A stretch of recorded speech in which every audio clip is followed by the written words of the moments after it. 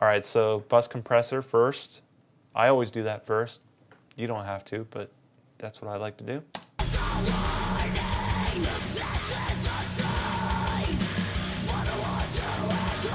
I just kind of start my threshold all the way up and then slowly bring it in so that, and I watch that needle and I make sure that I'm not really, I just want to kind of hover between 0 and 4 because you only need about 2 dB of volume change to make something sound like it's glued.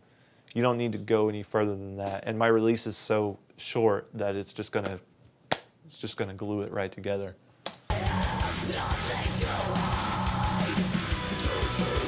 And if you want to glue it even more, just lower your attack. So if you put your attack at like 10, it's gonna just squash it more.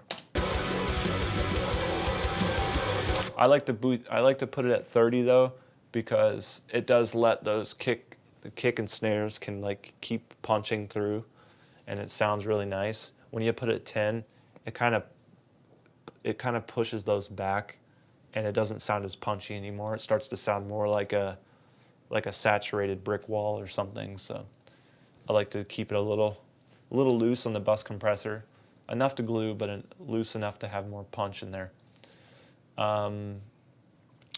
After that, I'd probably do like, let me do a multiband. LinMB is awesome.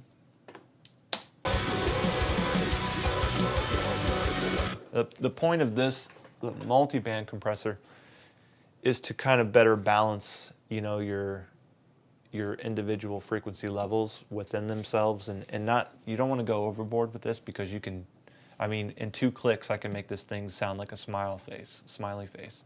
That's bad. You don't want to do that. So the purpose of this plugin or this point in the mastering is to just kind of catch things that are getting wild. So if there's a section in the song where a bunch of bass starts happening, you could go in and automate all the individual bass effects, or you could have this multiband at the end that kind of just catches anything that jumps out too wildly. So you basically do that just by lowering your thresholds across each frequency band, and it's compressing this range of frequencies separately from this, so you can kind of control your mix better. So I'm going to just play the song for a bit. And real quick though, Mark is asking, sure. What's your opinion on putting the lows of the mix in mono? That's a good thing to do, especially when you get into radio. You need to start thinking about stuff like that because it's important, because the radio is going to play on a billion different speakers and stuff. So